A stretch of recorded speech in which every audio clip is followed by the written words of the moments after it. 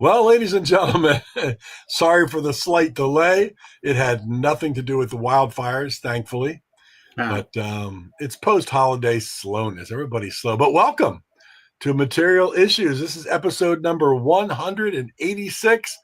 I'm Mark Hershberger of Pop Detective Records. I'm over here on the East Coast where it is bitterly cold, 20 degrees with a wind whoa. chill of 2. And I wonder how my friends in Toronto can deal with it. I'm getting a blast right now. So, yeah, we're cold. It's supposed to get a little bit better tomorrow, next couple of days, until it falls back down again. But out there in, well, what is turning out to be a very warm Southern California, for reasons we do not like to hear. But my good friend David Bash, the president of the International Pop Overthrow Festival and a member of the Back Repair Club for Men. Haha. Very nice. Welcome, David. How you doing this evening? This I'm afternoon? doing okay, Mark. How are you? I'm all right. I'm battling some issues that you might tell in my voice and some sinus problems and things. But you know what? My problems pale in comparison to what a lot of people are going through right now. So that's what you gotta remember in life. We're very, very Yeah, I fortunate. mean, the whole thing is really surreal. I yeah, I don't. I mean, so many different emotions go through you when something like this happens. In my case, although obviously it's not justified, I feel a little guilty that you know some of my friends' homes have burned completely down to the ground, and others are in various degrees of loss. And we didn't get hit at all. I mean, the area we live in, the San Fernando Valley, it would be really hard for a brush fire to get down here. Now, having said that, there was a fire last night in Studio City, which is another town in the valley, and people think that it was started by an arsonist, and it's possible that a few of these were. They're just some sick people out there, and their mark that they make on the world is destroying people's lives and property. And they know they can do it because, especially if you're in the brush, and especially if you're in the brush where there's no other people, it's Yeah. very easy for you to. It's very easy for one to, be clandestine and not get caught. Yeah. So I mean, yeah, arson is a really, really tough crime to catch. People Yeah. get away with it all the time, and so who knows? I mean, obviously the weather conditions were unfortunately just right for something like this to happen. But once there's the first fire, some people will say, "Hey, let's join the club and start another one." I Yeah. mean, I would. Anybody who does this, and I figure it's got to be a man or men, because I don't see any women who would do something like that. I hope they get strung up by the balls and you know have them Have everybody take a whack at them. have them doused with some gasoline fluid and then light a match. Yeah. The devastation is unbelievable, and so much of it has happened just in the last day or two. It's just kind of been sweeping and widespread, and yeah, it's an absolute tragedy. That picture that I posted from Yeah, that restaurant Moonshadows on PCH that my girls and I were at just in May, and such a retro, great, long history place, and we had such a right. great time. And to see that completely gone, burned to the ground. My daughter called me right away and she's, "Dad, I'm in shock. I'm in absolute shock." And I said, "That's that just happens to be a restaurant, but you have to think about all the people who've lost their homes, all the businesses and restaurants that have burned down, where people have lost their jobs now, and it's it's it's beyond horrific."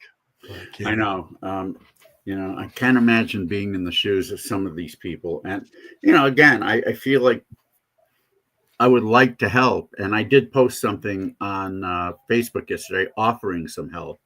Um, Yeah. but yeah, I mean, the devastation is just incredible, unfathomable. And I mean, you know, you were talking about Michael McCartney. He went through something even worse in Maui, but it's amazing, you know, how quickly fire can damage an area. Yeah, and with the winds out there that Right. have been blowing like they're blowing, my gosh, the video tonight on the news just showing the winds, 40 mph just blowing the fire everywhere. Crazy, absolutely crazy. It really is. Fortunately, the winds have died down, but I've been hearing that they are going to pick up again, which of course will make it even more difficult for the firefighters to contain the fire. I mean, Yeah. firefighters are unsung heroes. They really are, especially Yes, in indeed. situations like this. Yeah. It's amazing what they have to put themselves through to get these fires out. I mean, they put themselves in incredible danger, for one thing. Secondly, they've got to do this for hours and hours on end, because you're not going to get fires the magnitude of those out very quickly. Right. Yeah. So it's going to take. I mean, even if the wind dies down to zero, it's going to take several days for some of these fires to be contained. Yeah. Hard to imagine. You just hope that most of the big damage is done, or all of it for that matter. I don't know if all of it's going to be done if the winds pick up, but yeah, it's like I said, bizarre, surreal, just absolutely awful, devastating. You know, I have at least one friend whose house burned down, so it's yeah. Well, you know, our thoughts and prayers go out to everybody involved, and of course, David and I think we both would echo a lot of people's feelings that if anybody needs help, don't be afraid to ask. Reach out. You got a lot of friends that are willing to help in whatever way they can. And there have been a lot of my friends on Facebook who have offered help. Yeah. So people are here to help, and that's what makes the beauty of being human. We can reach out and do that. So absolutely. God bless those struggling. It's tough, but what am I getting here on? Hold on a second. Ooh. Okay. A couple of basketball games this week and sinus infection things. My throat is just nearly gone, and I got 2 more games. Yeah, that's what usually happens too. My yesterday was also event filled. I went to the back doctor for a follow up post-op appointment, and according to him, things are looking pretty good. I have to admit, I feel somewhat. I have to admit, it's getting better. No, it is getting better all the time. I mean, I'm far from pain free, but no doubt I feel much better than I did have for the past couple of weeks. So things seem to be improving.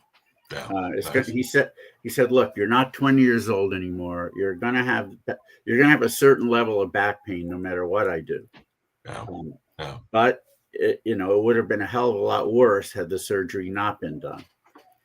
So, I'm walking around. I have not walked any kind of distance in quite a while. So I did that about a week ago. And after about 7 minutes, my feet were completely numb. So he said that my symptoms should last another 6 weeks. After that, it will just be normal back pain, just some few twinges every now and then. I hope he's right. I have IPO in Chicago coming up in April, and I want to at least be functional by that time. Yeah. Well, I mean, it just takes time. It's a back, and it's kind of the core and the central of everything you do. And of course, getting on a plane and flying and sitting and doing what you do doesn't always help. The sitting part's not hard, but getting up afterwards. It's the hard part. Yeah. That can be, and usually in airports, you've got, depending on the airport, you've got a long way to walk till you get to baggage claim. Yep. Especially if you're flying internationally. I know the walk at Manchester Airport is really long. But I'm not ashamed to ask for a wheelchair if I need it. I did that coming back from the East Coast from the IPO shows that we did in November. So if necessary, whatever, I'll ask. Have you ever taken a wheelchair in the airport or the wheelchair or the little cart, and then maybe like halfway back you ask if they could stop there to get a salad or a soft pretzel or something? Can't say that I have. That would be funny. Could you pull over and get me a nice chef salad right here? Oh, okay. I see what you're saying. You're talking about one of those moving, yeah, one of those like golf cart kind of golf carts. Yeah, I thought for some reason you were talking about the push cart or the push cart wheelchair would be funny if you asked them to pull over and they would probably do it. Yeah. I think about that kind of things. So there you go. Yeah. Outside of that, how are you doing, Mark? Not too bad. You and I sometimes we get off into a little bit of a tangent, and I won't take up too much time here with our baseball card collecting, but I've got a couple new things that I was very fortunate to get over the last week or so. Do tell. We had Kevin Hefner on from Historic Autograph Company. Hey, there's Rick. Yeah, indeed. Yeah, for sure. Don't be ashamed. Definitely don't be ashamed. That's what that's what stops a lot of people. Nobody wants to appear to be an invalid if they don't think that way of themselves. But at the airport, we got 2021 Historic Autograph Company put out these cool cards. If I can get the light right, they're called original triple folder, right? Oh, right. Not the Hassan. Not the Hassan, but they use that kind of idea, and you get essentially one thing in this pack. About 48% of the cards have autographs. 52% have 4 T205, T206s. So they're the old cigarette cards, and you just kind of have to get lucky with what you get, but they're packaged in here, and they've got a neat little velvet case. So the mystery thickens when you open it. And I've got 4 of them here that I got, but I'll show you one of the okay. So they look like this, front and the back. It's an old time baseball card photo, but when you open it up, that's when if you have autographs, you have the 2 autographs the original T205, 206. 207 cards of the autographs. So wait, those aren't repros? Those are actually those are actual autographs. Actual not the autographs, the cards themselves. Oh, the cards are original cards. Yes. Wow, those do not look bad. No, I have one here. No, like this is Eddie Ainsmith and George McBride. So that's very cool when the light's tough here with this thing, but you can see the signatures in the middle, and it's really well done. They're not glued in, so they don't hurt the back, but they are encased in a little. Gorgeous. I may have to go for that. Yeah, George McBride was a shortstop for the Senators, and according to Bill James in the Historical Baseball Abstract, he had the highest percentage of his value as defensive than any other player. Yep. He could not hit. He was definitely all field, no hit, but was a really good fielder. Well, here's the thing with these, and I don't know what they'll do in the future, but this is from 2021. They made 900 boxes. They thought they were all sold out, but somehow, somewhere, a couple cases showed up, and so I bought, I guess about 6 of them over the last couple of weeks.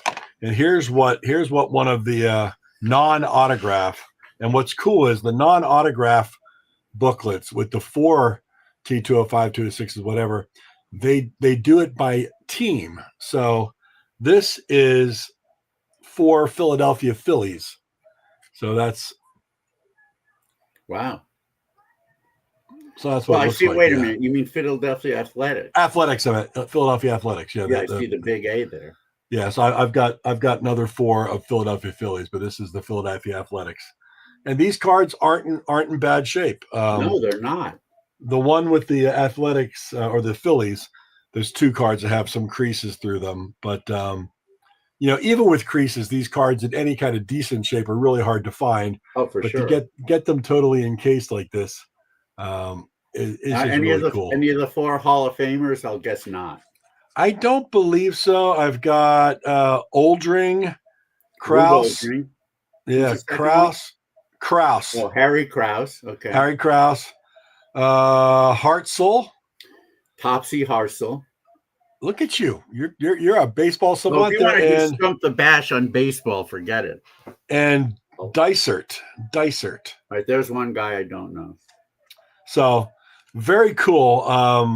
And I guess the reason I got them is because these are very rare to even find these period sealed, and then have them unsealed. Are there any still around? Because if so, I believe so. I think on the live historic autographs they still have some. So if you went to the historic autograph site, I think you can still get a pack or two or something. But I will check that out. Here's the other dual autograph that I got. Oh, nice. And that is those are minor leaguers, I think. Yes, this is minor leaguer Mitchell from Toronto and Petit from Brooklyn. Some of those guys probably made it to the majors at some point, but those are for a cup of coffee, as they say, for a cup of coffee. But yeah, gorgeous collectible. They really are. So when I saw those, I was like, because I love, that's probably outside of the 71 tops, probably my favorite stuff to collect is the T205, 206, 208. When you get a Hannes Wagner, let me know. Well, the funny thing is, 900 boxes, so 900 of these put together. There are 2 that have Ty Cobb autographs, 2 that have Hannes Wagner, and 1 Babe Ruth. So you do have a chance of hitting a pretty rare autograph. Autographs, but not the cards. Yeah, not the cards. Just the autographs. But still, excuse me. Oh yeah, I want the Dooley Womack. Probably not in that set, John. Not in that set. Hey, John, how you doing? I didn't get any baseball cards recently, but I did get another watch. Yes, indeed. A company called Supernatural, I believe. Or no, that's not the name of the company. That's an MD Watches Studios out of Ireland. It's one guy named Martin who puts these together. And take a look at the colors on this. Oh, yeah. That's absolutely. This is the Supernatural Triskel, and it's very, very hippie psychedelic. So as soon as I saw that, I said, I have to have this. And it's reasonably cheap. So and it does go, it's almost perfect for your shirt. No, it's perfect compliment. Yeah, that's great. To my shirt. I love it. So yeah, I was really excited to get that one. So there you have that. Wow. Want to play some music? Yeah, let's we got some things going on here. Let's go back to Media Assets so I can find it for you. But you got some music that you've recently acquired, and I'll let it up to you. Let's listen to some music. Some and really cool bands. If anybody wants to join us later on here, I just wanted to bring that up. Anybody wants to take on Mr. Bash in a brand new game called Bash That Tune, which is like Name That Tune that I've put a lot of work into. If we don't do it tonight, we'll do it another night. But if you want to do it, let us know. We'll get you live in the room and take on Mr. Bash in a music trivia contest. Name That Tune. But go ahead, David. All right, cool. All right, these are acts that we found online for the purpose of either inviting to IPO Liverpool or to another IPO that might be closer to where they are. But we've got Liverpool coming up, so the premium is on that. So these are 6 acts. These are bands whose CDs and LPs I bought on Bandcamp. And I don't have the physical product of most of them yet. So I just have the files.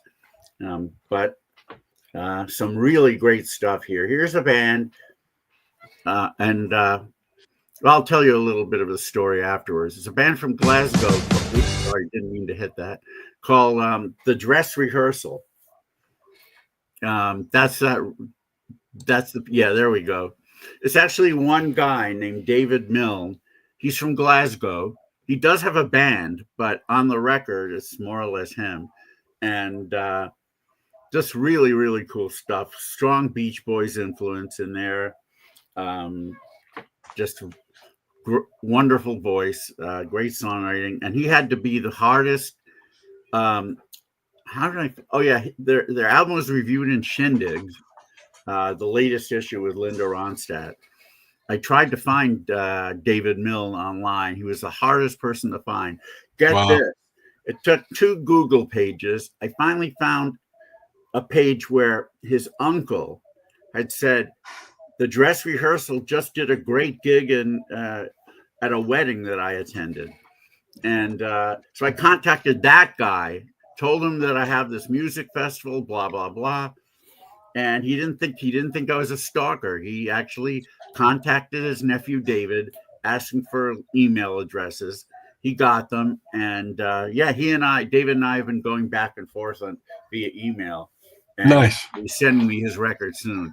But let's play this one song. And I'm looking for the title here. Okay. I don't want to. I know. I don't want to do this anymore.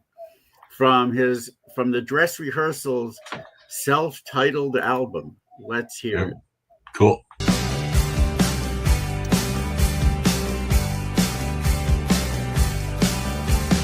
I don't want to do this anymore. Waiting in the queue in the down and out store. I don't know what it is I want to buy. I won't enjoy leaving it all behind. I gotta find a new friend that'll help me find what it is I want to try.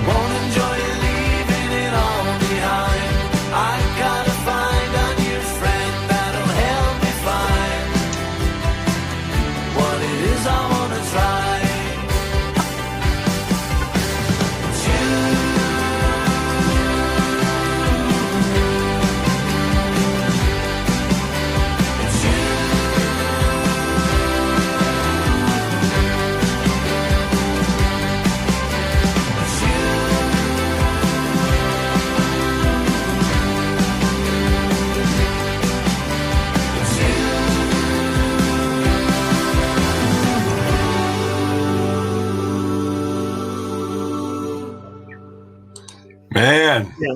Obviously, what song comes to mind when you hear this one? It's pretty obvious. Well, I think it's the love child of Sloop John B. and That Thing You Do. I actually heard some Hitching a Ride by Vanity Fair too, but obviously, yeah. John said "Be My Baby" as well. Yeah, I get it. I get that. Yeah, I definitely hear Sloop John B. No doubt about it. Oh yeah. Thanks, G. Yeah, that was really good. Wow. Yeah. I can't say a lot of the songs on the album are more ballady, but really nice harmonies and chord changes. And I'm so glad that they're going to be playing IPO Liverpool. Oh, nice. Yeah. And where are they from? They're Glasgow. Glasgowins. Yeah. Hey, Andy. Good to see you, Andy. If you're asking about whether or not we're safe here, yes, we are. And my back, well, I'm on the road to recovery, as far as I know. It's still painful at times, but I got to just hang in there. He's got great music to listen to while he's recuperating. We just heard the dress rehearsal. Every one of these albums is going to make my best of list somewhere. Some pretty close to the top, no doubt about it. The next act, I don't even know how to pronounce this because it's in Welsh. Thank you, Andy. It's a band whose name is YNYS.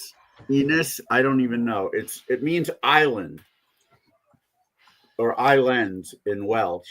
And most of the song, I think every song on this album, which is called, I'm just reading it English phonetically. It could be way, way, way off.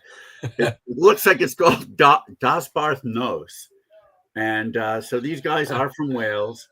They do speak English, but for whatever reason, they wanted to sing in English. And the name of the song is, again, this is just me reading it English phonetically, Aros Amodant T.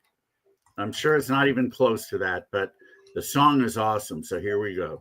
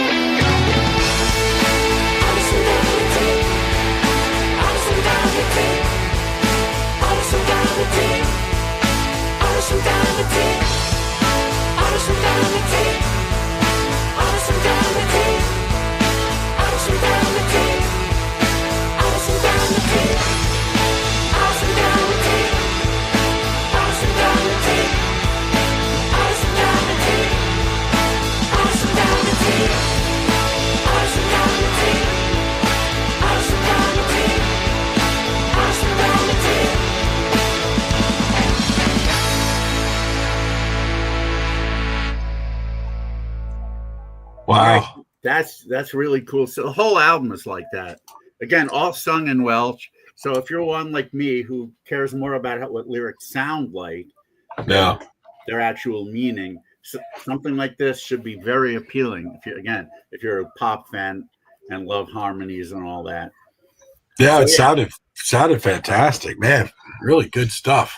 Yeah, so that album, I don't know how it's pronounced, Das Barth Nos.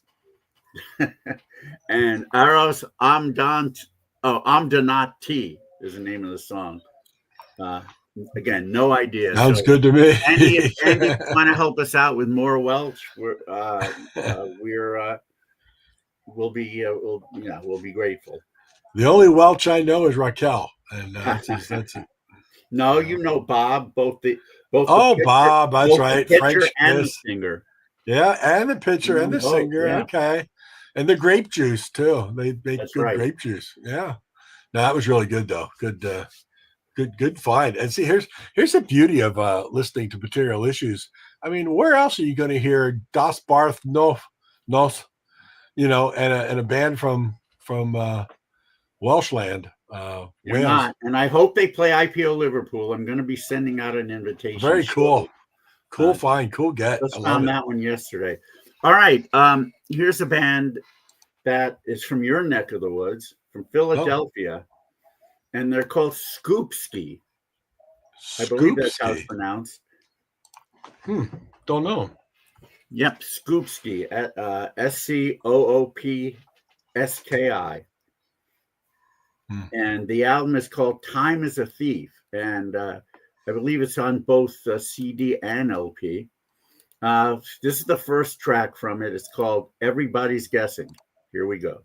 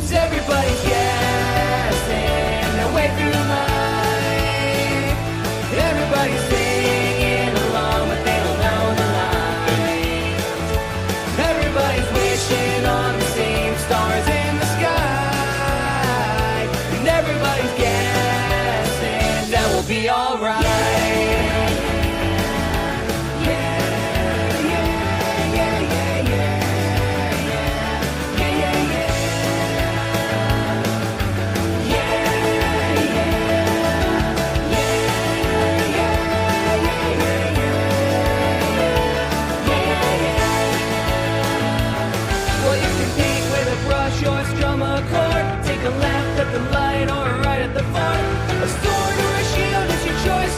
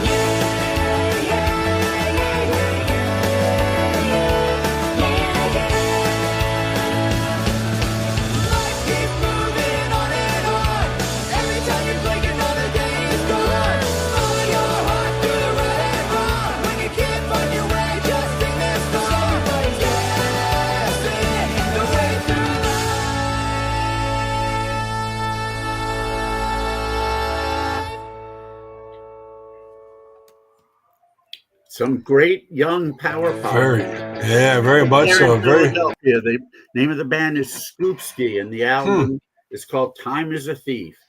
Wow. I've extended an invitation to them to play IPO New York. So nice. hopefully Wow. they'll accept. Yeah, good stuff, huh? Have not heard anything about them around here, so that's very cool.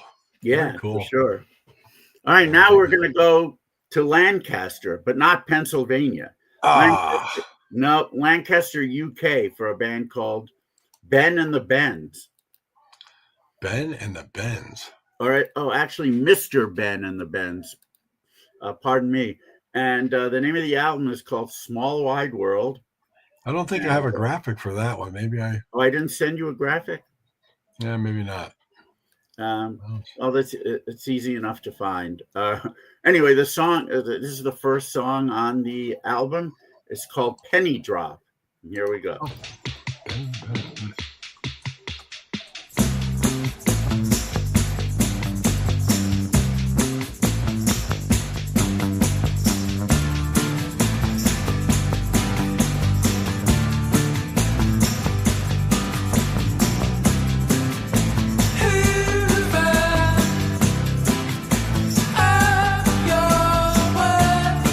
Like a dying candle or a broken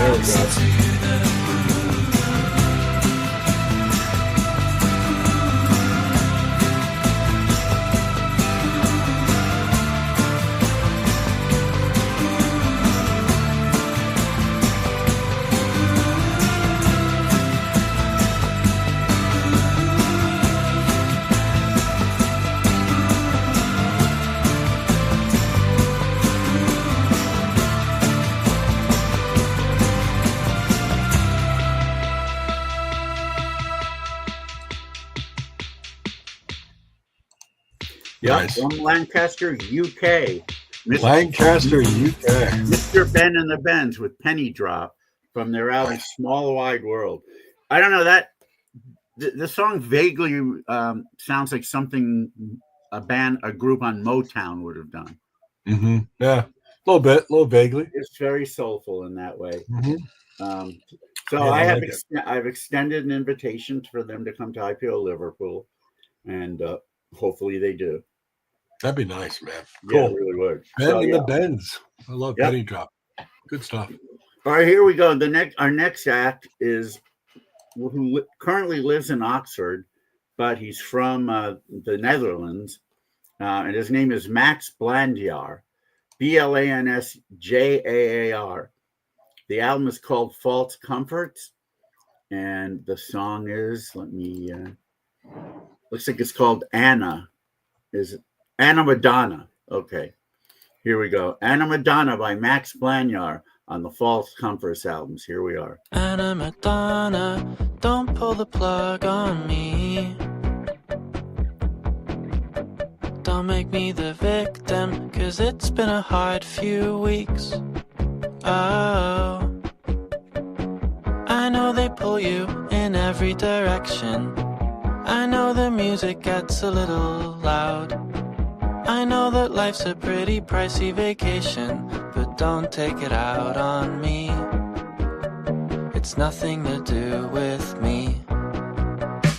Anna Madonna, don't shut the door on me. Don't block all your windows so nobody knows you're here. Oh, I know you're sick of the political climate, and every day you fight a hopeless war. I know you think your girlfriend hates you in secret, but don't take it out on me. It's nothing to do with me.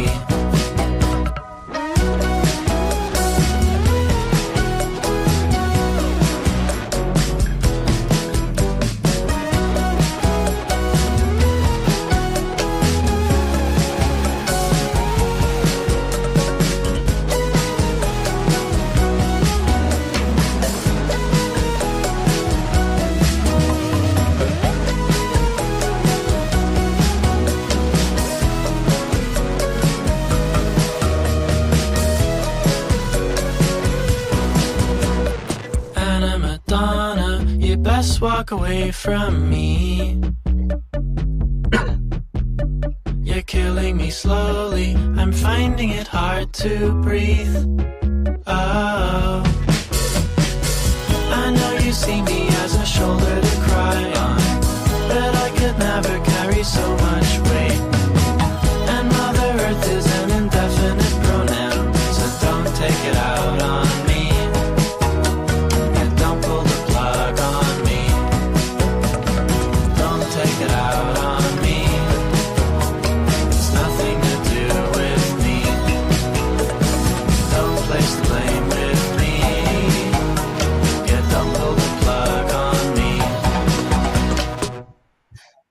Nice. There you go. Obviously, Very- Fountains of Wayne influence is the Yeah. strongest thing. You got to figure he's heard them. Yeah, very much so. That's very cool. I like some of the different sounds. I like the fuzziness to the lead kind of combo keyboard. and Yeah, guitar. I like it. I liked it when the vocal became double tracked in the second Yep. verse, and also the fuzz was a little more prominent. Yeah, Yeah, I so like that. there's another album I found on Bandcamp. Definitely, head over to his Bandcamp and buy it if you liked what you heard. That All right, was we've really got good. a couple more here. Band from New York called Brower, Brower. The name of their album is Flower, Flour, not Flower. Pretty cheeky there, Brower. No, it's actually a guy named Nat Brower, and probably he's got a band behind him. I actually invited him. They're from New York. I invited them to IPO Liverpool, and they said, "Wow, that would be a dream come true, but we can't afford it." So I've now extended an invitation to IPO New York, and Nice. hopefully they accept that one. Anyway, so the album's called Flower, as you can see, and the song is called Now It's Time, in parentheses, to Get Serious.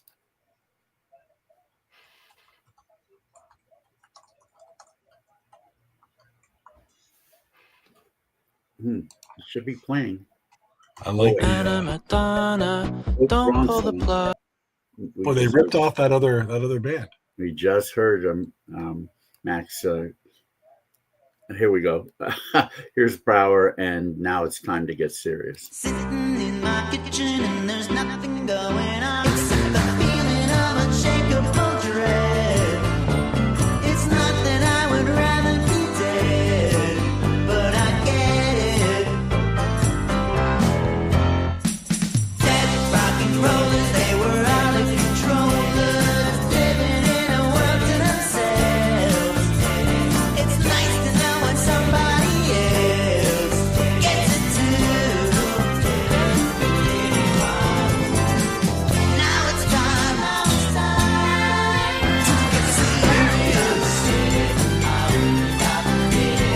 Throwing your hands in the air, telling yourself you don't care.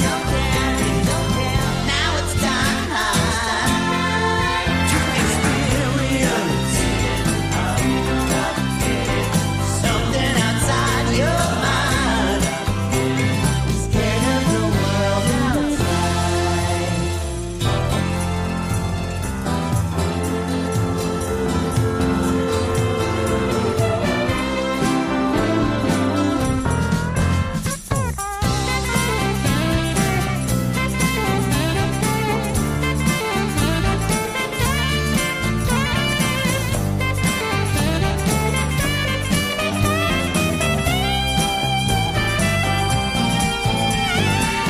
Now it's time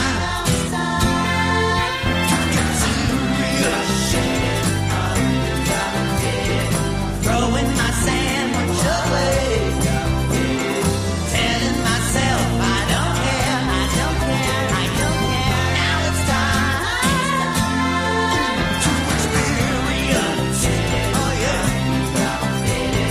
something outside of my mind.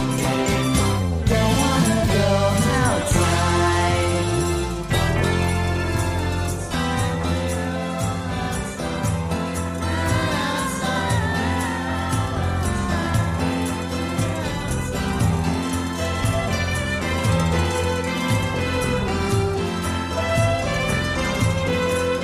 I pledge allegiance to my band and to rocking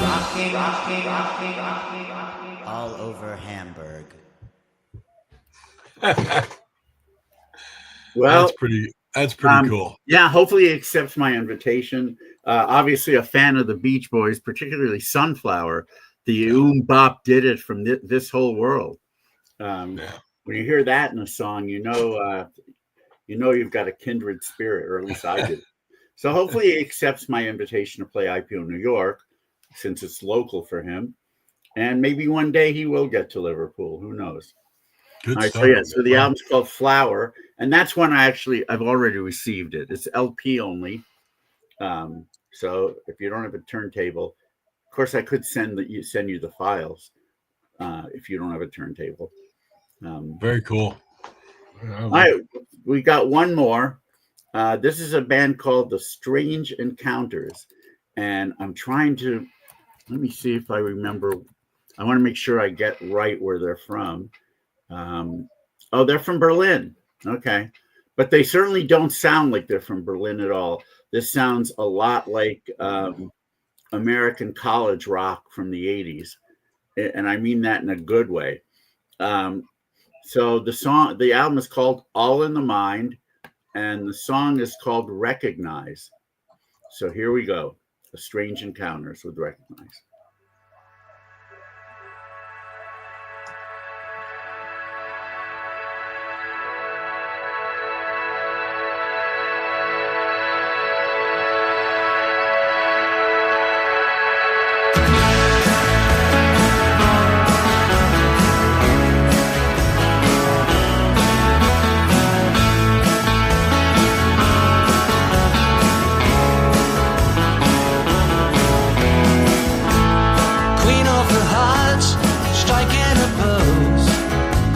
Just don't talk about it.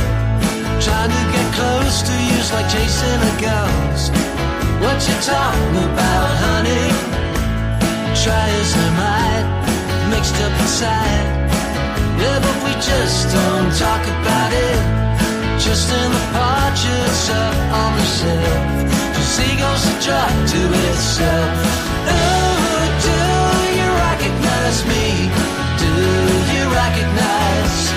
Ooh, do you recognize me? Do you recognize me? Do you recognize me? Do you recognize me?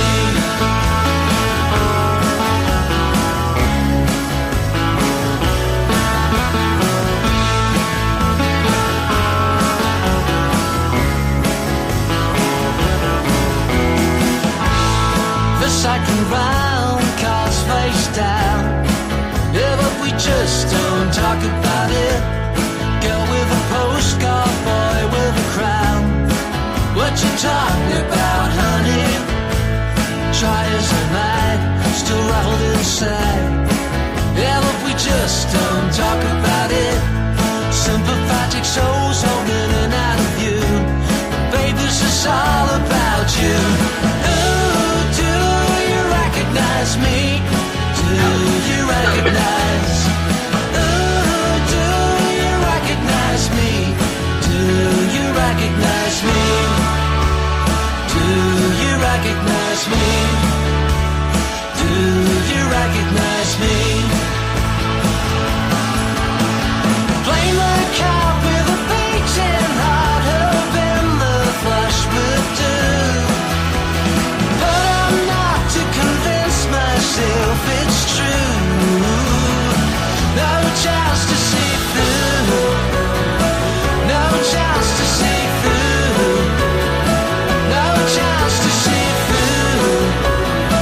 No chance to see through.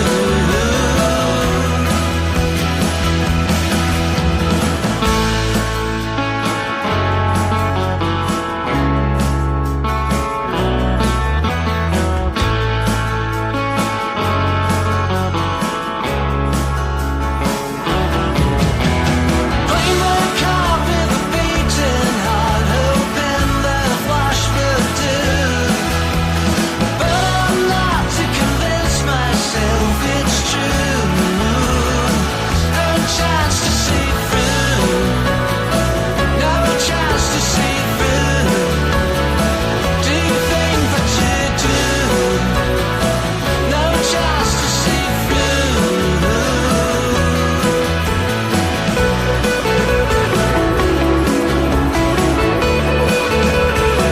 This is all about you.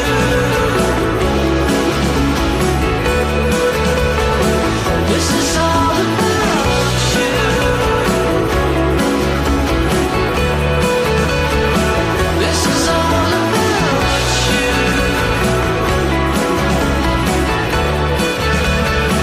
This is all about you.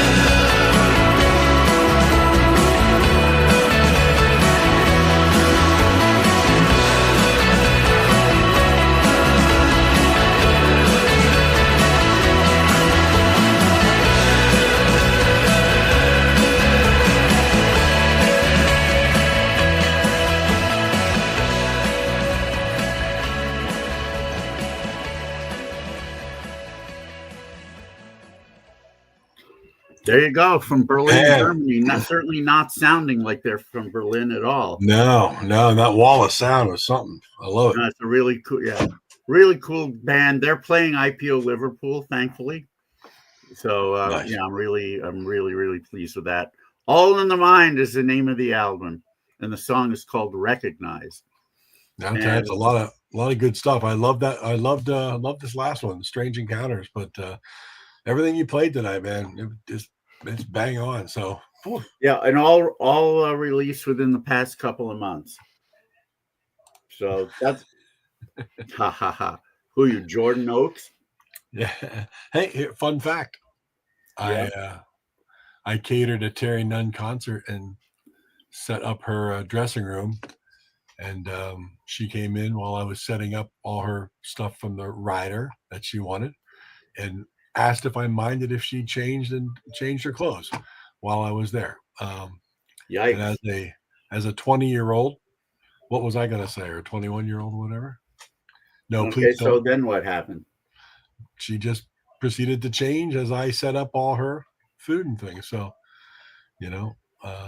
if there were mirrors around everything, it would have been better. But I tried not to. I was a gentleman. Yeah, Rick, really good stuff. But yeah, Oh yeah, my pleasure, Rick. Glad you were listening. So yeah, guess if you what? listen to that, yeah. I just Go ahead. got an Amber Alert on my phone that we're having an evacuation warning, and I'm trying to find out. I'm trying to find out just how narrow that warning is.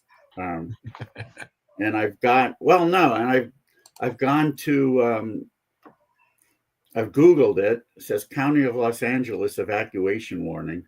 Oh, now it's finally pulling up. Let me see. Oh, Palisades Park. Yeah, I don't think this is our area. Yeah, it doesn't seem like. I'm just looking a little closer. Activated for the Sunset Fire and other wildfires. Yeah, I don't think it's us specifically. I think it's a little bit more widespread than that. But anyway, if I get anything more immediate, I'll let people know. Yeah, indeed. I think we're okay. That's scary, man. Yeah, it really is. And again, I can't see how this area would have an evacuation warning, but these are fires, the likes of which even LA has never seen before. Yeah, it's spooky, man. And now stay safe. Hopefully, it stays away from your area. Yeah, I gotta think. Man, true. Well, if you're watching Material Issues tonight, you've heard some great new music. Definitely, we have. Mm-hmm. And it's all available. Well, the only one that's not available on Bandcamp, I think, is the Dress Rehearsal, and I ordered it directly from the guy. So I know that album is on Spotify though, so you can check it out there. Nice. Anyway, what do we got now? Do you want to see if people want to play along with what's it called? Bash That Tune? Bash That Tune. It's our version of Name That Tune. Yeah, there you go. Tim Allen's right. Well, if you need to go, please go. Oh no, I don't think. Like I said, I'd be very, very surprised. But again, I'm sure a lot of people have been.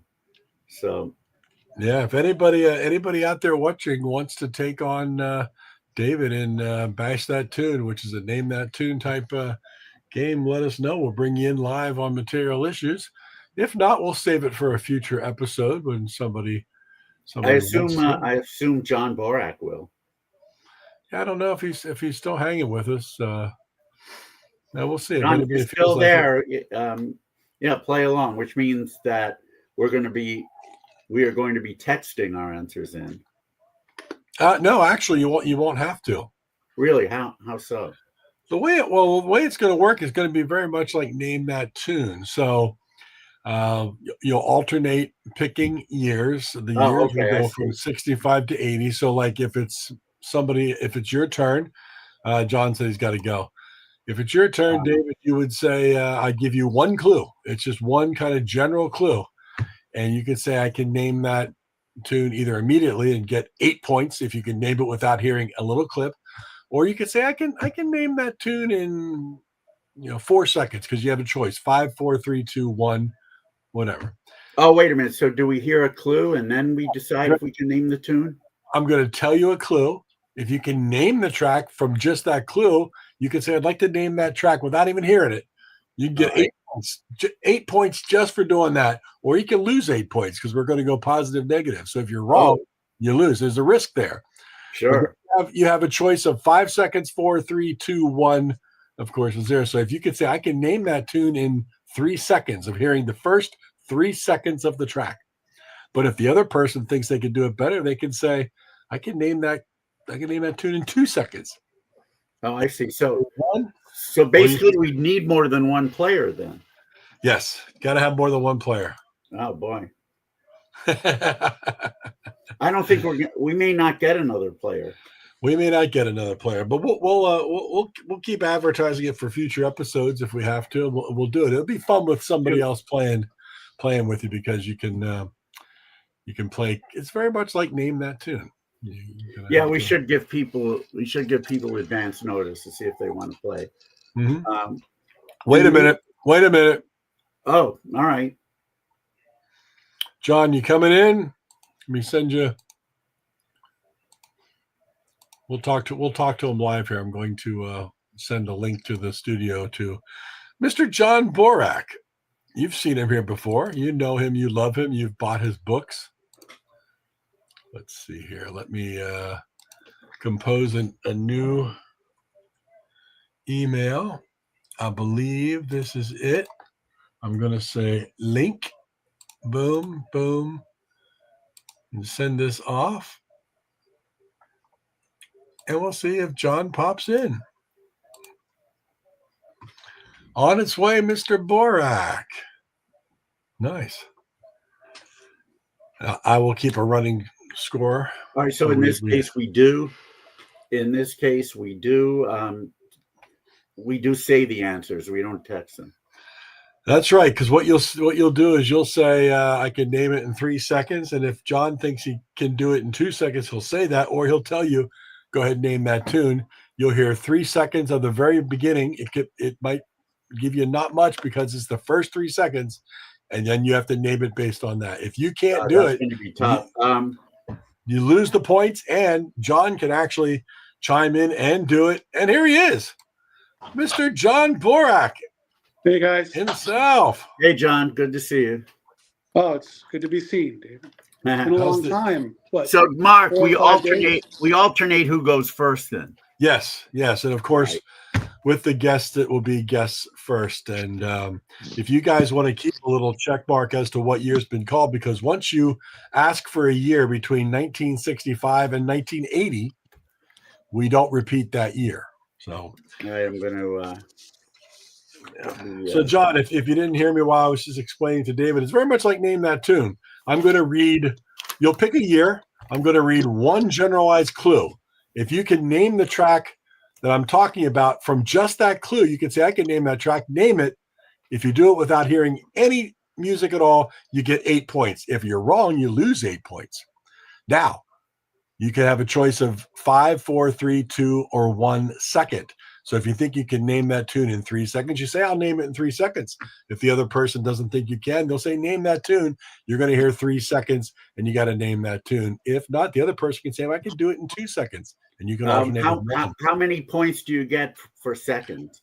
5 for 5. 5 for if you could do it in 1 second, you get 5 points. 2, 3, 4, 5, all the way down to 1 point. So it's a positive, negative. You can make points or you can lose points depending on how confident you are and how confident my camera is at pointing directly at me. There we go.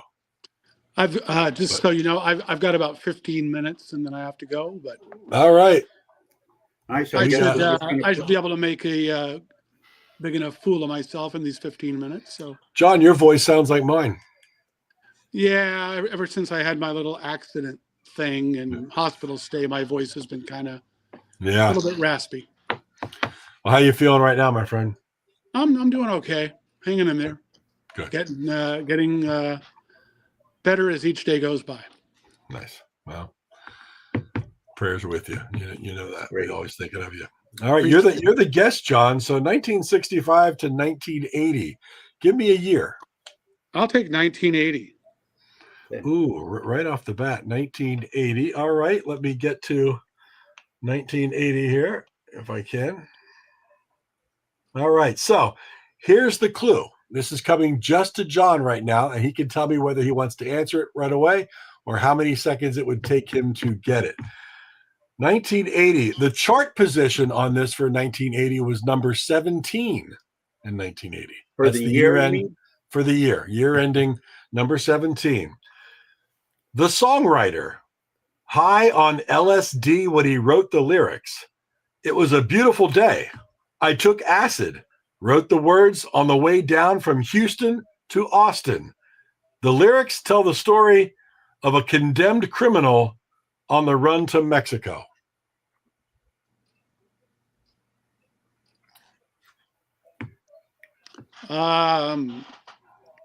It's not Ray Paul, is it? I'm kidding. That was a joke. That was a joke. Can you name it right away, or do you need to name it in seconds?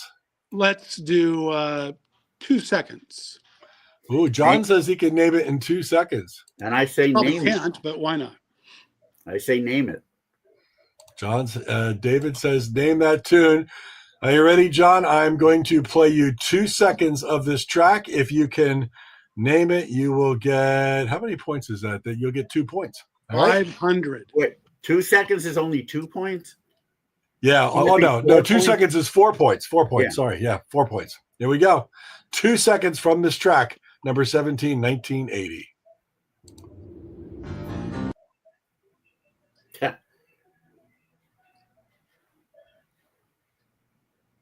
We'll do it one more time. I'll play it twice. I couldn't even hear anything.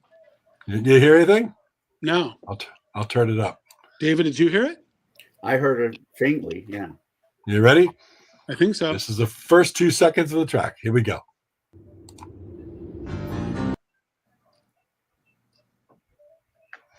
Did you hear it, John? No, I'm not hearing anything. Sorry.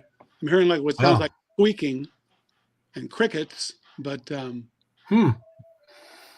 why can't David, you heard it, right? Faintly. Oh, we got it cranked up as high as we could go. I'm hearing it fine. Hold on. Let's see. Let's try it again. This is brand new anyway, so you know. That was a little louder. it wasn't for me. I'm sorry. I can't hear it. Let's try it again. Turn my volume up all the way. Are you ready? Let's try it again, John. Here we go. Quiet. Oh, I think I know it. Should I have said that? Sorry, I still can't hear it, Mark. I don't know why you can't hear it. I can hear it. John, David can hear it. Let's try it one more time.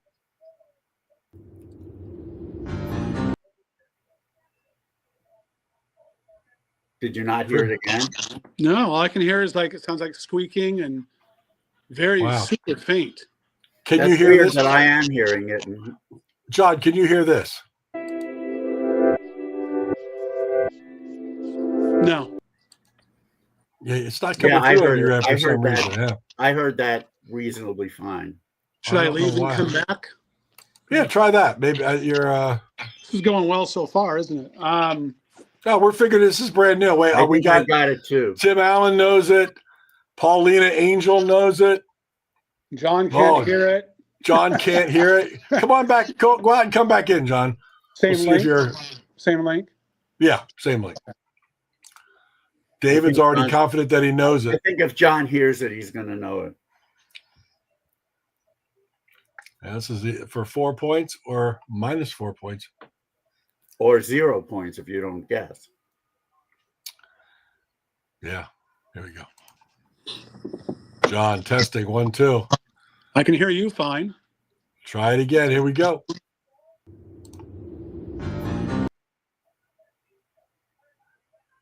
Still didn't hear it? No.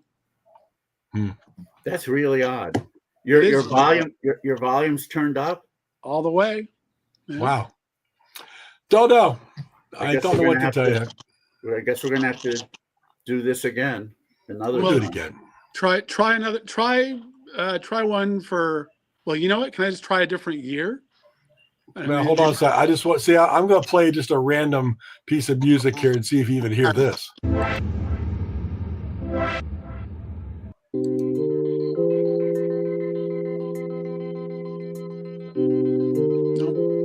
I'm hearing it. Not loud, but I'm hearing it. Isn't that weird? It is very weird. You can hear our voices. We could hear yours. Everything's fine, but you can't hear the actual music. David can hear it, and other people can hear it because they've chimed in and said they know what it is. But boy, I don't know, John. Unless it's Metal Machine music, then I otherwise. No, it is not. Well, we'll have to do it because if you can't hear any of the other things that I'm playing, then you're not going to hear any of the other clips. So it just won't work. Maybe next week. You don't have another Stump the Bash ready, I take it. No, I do not. I do not. That's all right. We got to talk to John a little bit. That's Man, the important thing. I'm- Or I'm like Robbie Wrist. I'm the show wrecker. not at all. Not at all. Or if Tim wants to jump in, or Paulina, you said you could take John's place. Wait, here's my daughter. I'm tuning in late, but is David okay from the fires? I know he's not quite near LA. Hannah, as far as I know, we're okay. I say it that way because I just got an Amber Alert on my phone saying that we have an evacuation warning. But I don't know. I don't see how the fires could get down this way. I think it's a more generalized warning. Yeah. I'm trying to. I'm taking a look. Yeah, it is, but it's sad. Evacuation warning. I'm not seeing anything about my area.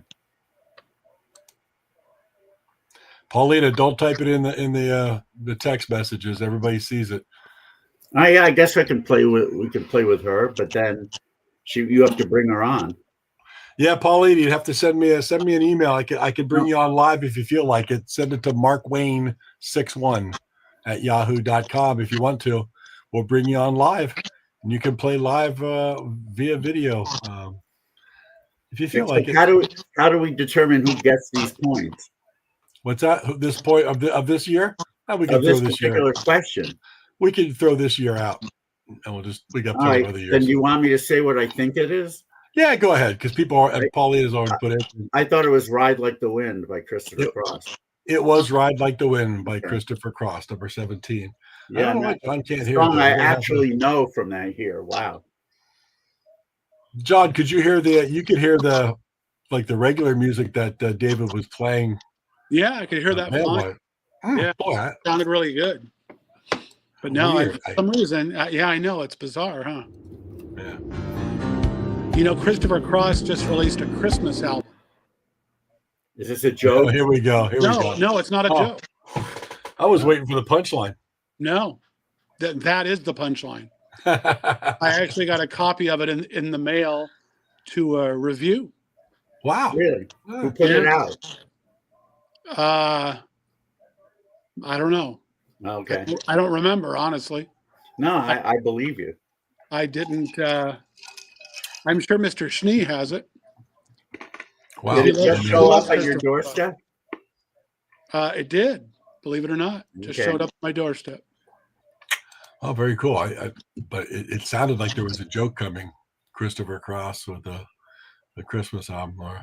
Hey, did you hear the Christopher Cross released a Christmas album? Yeah. Sounds like a beginning of a joke. Just hanging around. It's called. Jesus was a cross maker, but with a capital C.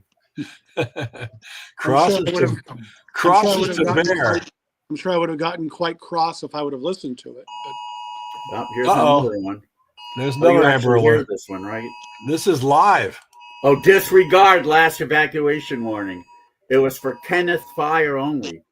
What's the frequency, Kenneth? What the hell is a Kenneth Fire?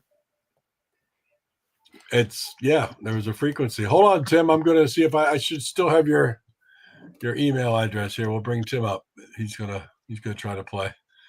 Let me hold on. We're so organized at Material Issues, aren't we? Oh, we're happily disorganized. I'm actually fine, Hannah. I'm about an hour away from the fires. So thanks for asking. Appreciate it. Well, I am glad to see, even though I didn't think that initial warning was accurate, I'm glad to see that I was able to disregard it. Please disregard the quote feel. Or was that Bachelor number one of Scott Sachs's group?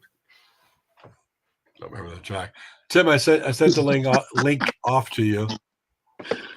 And all right, so 1980s out the window. We'll have to figure, John. We'll have to figure out your audio problem in the future. Yeah, it's strange. 'Cause I can hear you fine. I can hear David's music fine. Mm-hmm. Well, maybe the next song he'll be able to hear. Maybe it's that realistic, old realistic audio player that you're using. Oh, you're in Coachella. Okay. Yeah, and people are going people are definitely going a couple of hours outside of the city, at least. I know one of my friends from Sacramento offered shelter to displaced people. Yeah, I can't wrap my head around losing everything in a fire. No, it's incredible. Yeah, not good. Not good. How I mean, I know David, you're about 20 minutes away or so, right? Well, I'm trying to think of which fire is the closest. Probably Pacific Palisades, but we're separated by a mountain. There he is. There he is. Tim Allen is back. I'm back. Hello, everyone. I'm going to go and let you guys play. All right, John. Or should I wait? Should I wait here and see if I can hear it now? Yeah, you can wait and see if you can hear it. If not, we'll work on it in the future. It's all good. But great to see I you, can hear it. Happy New Year. Happy New Year. Yeah. Same to Well, you. Tim, let me play this. Let me play this. Let me know if you can hear just this. Okay. Yep. All right. I can, although not well. But John, you couldn't hear that, could you? No. It was fairly low, but I heard it. All right. Well, Tim, you heard how we play this. It's very much Name That Tune. Since you are the guest, I'm going to give you first crack at 1965 through 1979 now. So you got 65 through 79. Pick a year. Okay. I'll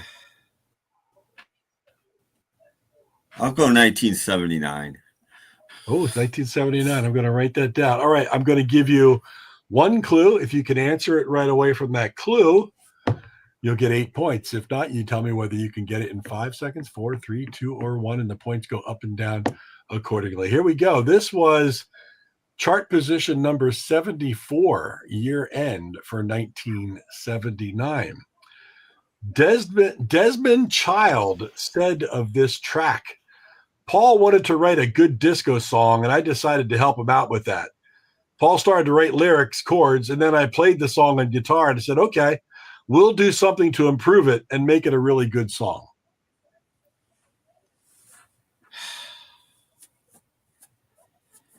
Oh.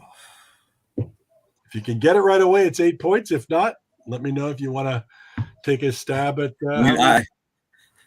I have a guess, but if I'm wrong. If you're wrong, you're going to lose 8 points. Yeah. I know.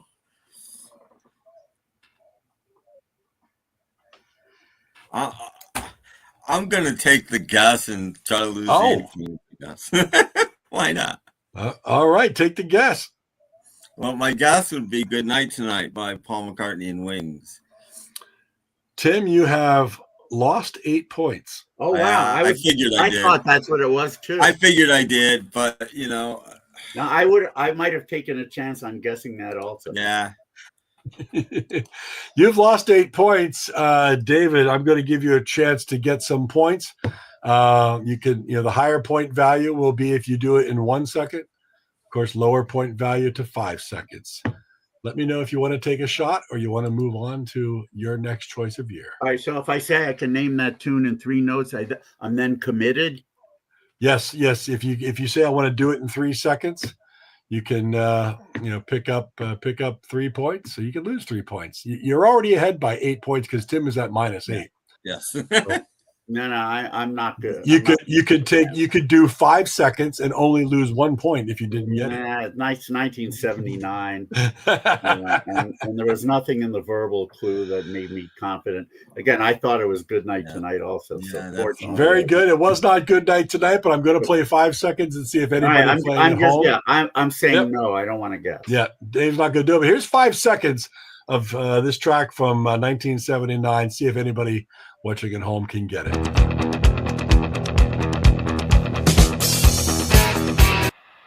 Oh, the guitar I know riff, what it is. but I still. Ha. What do you think it is, Tim? Did you figure it out by this point? I Was Made for Loving You by Kiss. Yes, that is exactly what it is. Paul. Okay. That Paul. Paulina picked it up. I was made for loving you. It was that Paul. I thought that clue might throw you off a little bit. David did not take the bait, but I went for it anyway. But you see how it works. You can go for it. You can play it a little. You can play it a little close. But David, you're up next. So are you going in your wheelhouse? What year are we going to go with? 79 and 80 are out of the running. I'm going to go in my wheelhouse. Let's say 1971. All right, we're going to go to 1971. Let me just get things ready here. So we are there, and we will talk about 1971. This came in year-end position number 41. Here is the one clue. This track, officially released in October of 1970, peaked at number 1 on Billboard Hot Country and crossed over to the Billboard Hot 100, where it peaked at number 3. This song became this artist's biggest hit and signature song of their career. When you say they, that doesn't mean it's a band. It doesn't mean it's a band. Well, yeah, Paulina, go on. I have a pretty good idea. But do you go for the 8 points? Do I want to take the chance? I mean, I believe I will take the chance. At worst, I'd be tied with Tim. Exactly. I'm going to go with Rose Garden by Lynn Anderson. Look at that. David Pash right out of the gate with 8 points. It was Rose Garden by Lynn Anderson. This is 5 seconds that you could have heard.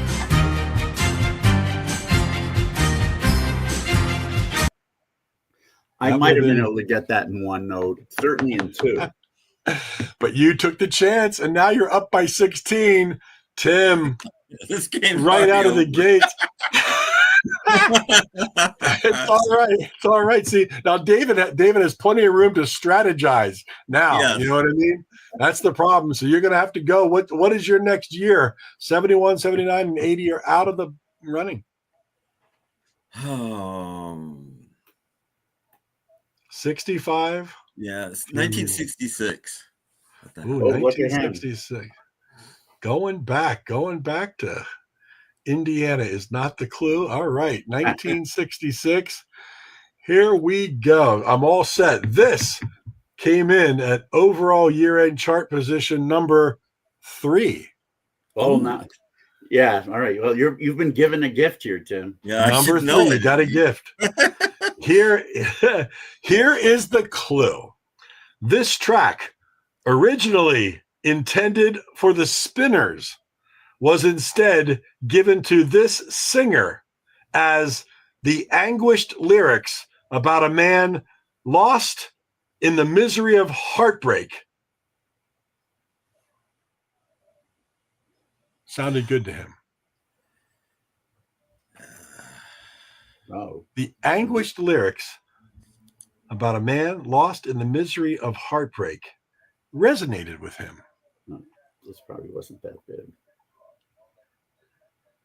Number 3 overall in 1966. Do you go for it, Tim, or do you ask for how many notes you can name or how many seconds you can name it in?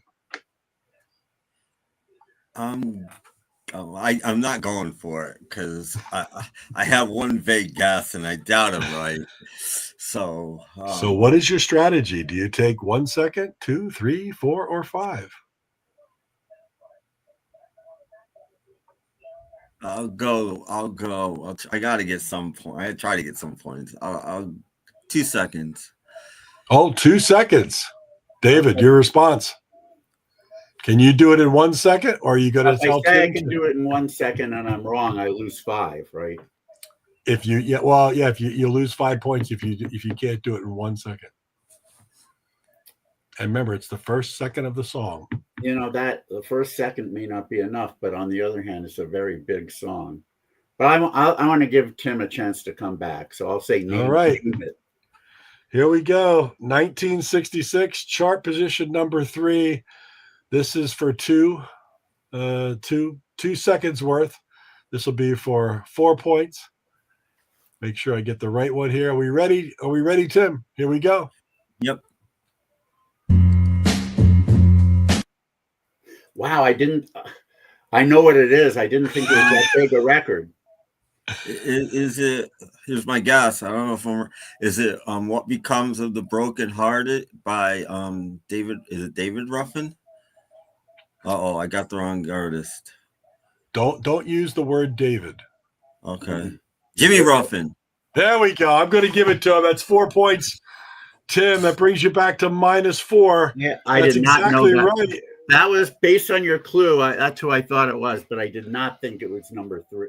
It was that big. So What becomes of the broken-hearted Jimmy Ruffin? Here's 5 seconds, just so everybody hears it.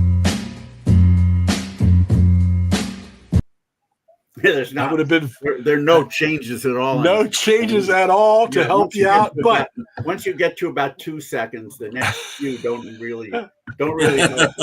it's funny on some of these. Yeah, some of these is very much like this. It's like it didn't matter. Others, a second makes a big difference. It does.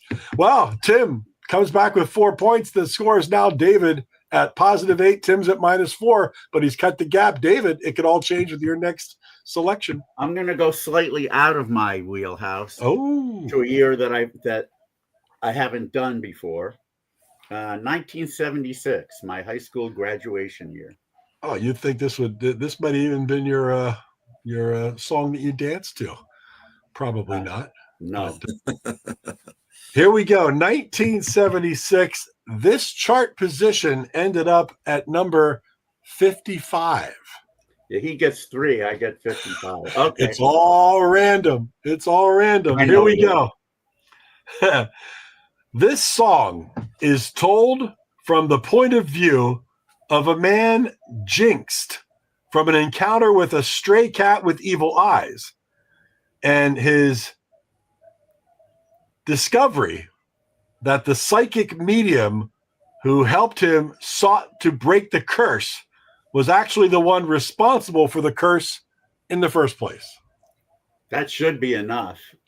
Should be enough. Say it once more. Maybe it'll. Yep. The song is told from the point of view of a man jinxed from an encounter with a stray cat with evil eyes, and his discovery that the psychic medium whose help he sought to break the curse was the one responsible for the curse in the first place.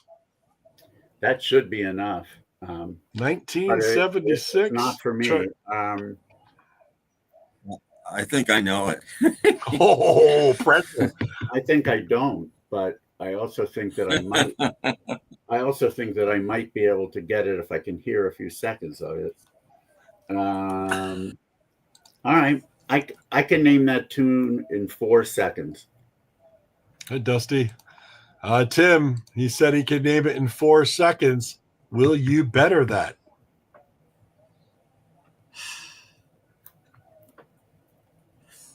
Yeah, I can name it in 3 seconds. Ooh, Tim comes up with 3 seconds. That could be 3 points. Name it. Here we go, Tim. 1976, chart position number 55. Here is 3 seconds. Listen closely.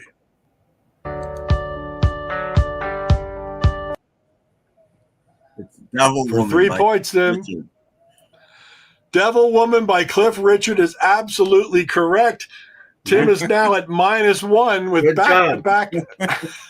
back-to-back victories. Wow. John Borak knew it. And he gets to go again, doesn't he? And he gets to go again. It is now his turn. He's now pulled to -1 at David's 8. There was actually on Stump the Schwab, which you said you did remember. Yes. Like there was a game like that. It wasn't with music; it was with sports trivia. But there was a game like that where the contestants had to say how many notes they could name it. Nice.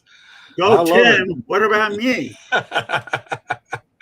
All right, Tim. What year are we going to? It is now your choice. Oh, I'm just so bad at picking years. 1970. All right, let's Whoa, back up a to defensive move. it was a Stealing defensive my move, I wheelhouse know. here. All right, 1970. The chart position that you landed on for 1970 is chart position number 67. It's a higher chart position.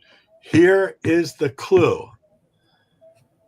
This song follows the songwriter's reaction to the suicide of Suzanne Schnurr, a childhood friend, and his experiences with drug addiction and fame.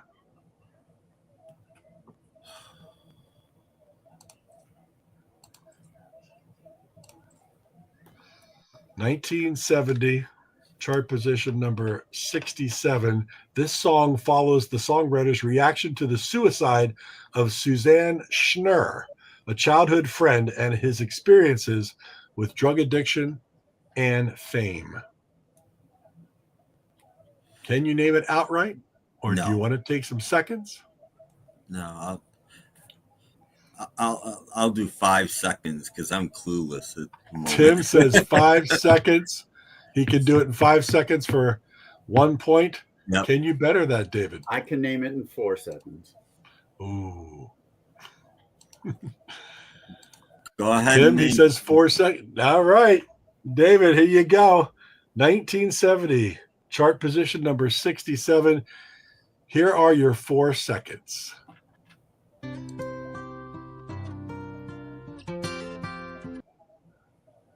It's Fire and Rain by James Taylor. Fire and Rain for 4 points. I did not know it from the verbal clue. David is now up to 12. That was chart position number 67. Here is all 5 seconds. That's it. There's the hook right there. David out the gates with 12 points to Tim's -1. Tim is still trying to crawl back into the positive.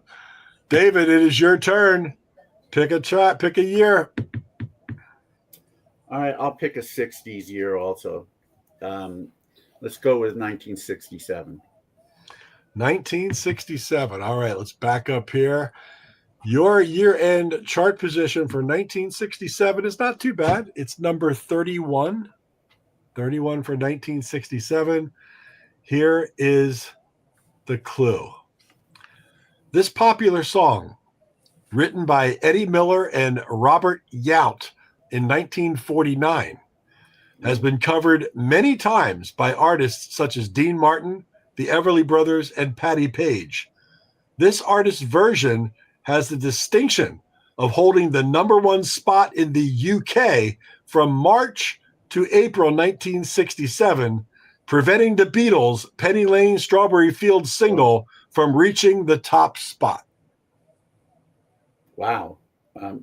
One more time with that? Yep. This popular song, written by Eddie Miller and Robert Yount in 1949, has been covered many times by artists such as Dean Martin, the Everly Brothers, and Patti Page.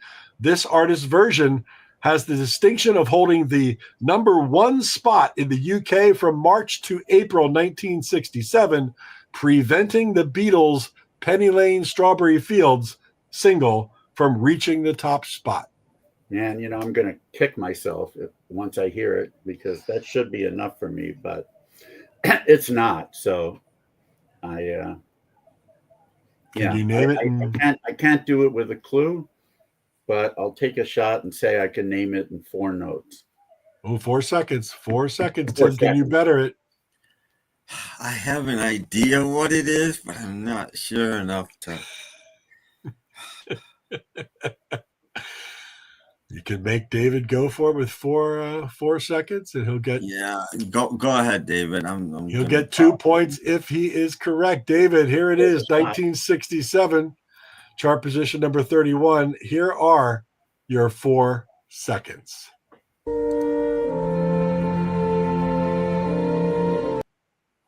I have no idea.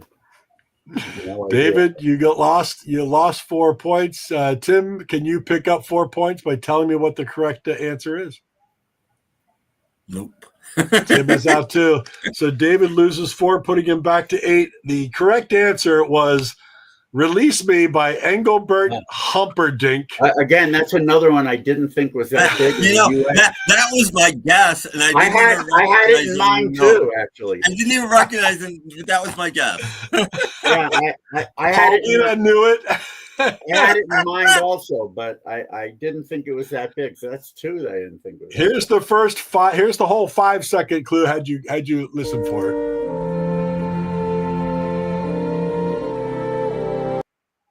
Yeah, See, I don't that know extra second right there might have given it to you. That I wouldn't have given it to me. I don't know that song that well. I mean, if I heard the vocals, I know the chorus and stuff, but I don't know. Isn't that something? Well, currently the score is David at 8, Tim at -1. The gap has been reduced to just 9, and it is Tim's choice.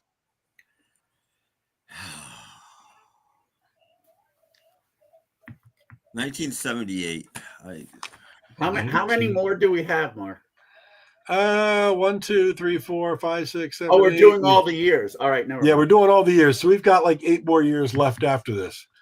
So 1978. Hang in with us, people. Oh, well, they're having a good time. Paulina's gotten half of them right so far, I think. All right, 1978. Here we go, Tim. Chart position number 52 for the year, right in the middle. Here's the clue. The lyrics to this track describe a gambler who the singer admired, but in the end walks away from them because the gambler will not change.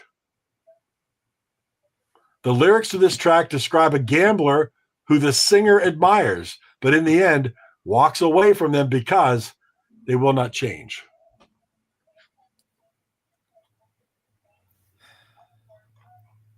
I'm not going to pick the obvious answer, so I don't know. Right. I'm not going for that trick again.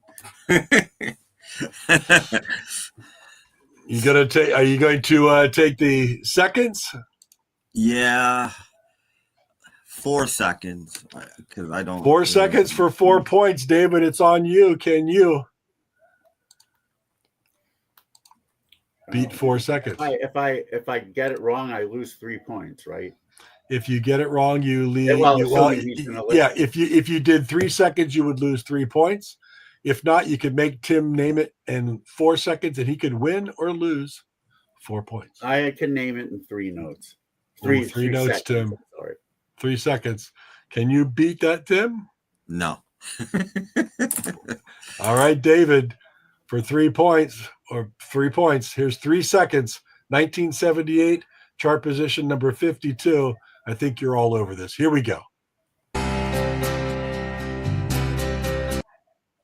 I believe it's Still the Same by Bob Seger. You got it. 3 points for David, back up to 11. That's all he needed. Tim, tell me you wouldn't have gotten that. One of my no, I would have gotten that. I would have gotten that. One of my favorite Bob Seger songs. Good stuff. I need to go pee for a second. Excuse me. All right, he's going to go let the pool guy in. Here's 5 seconds of that complete song right here. Yep, Tim, I think you would have had it even at 2 seconds. Yeah.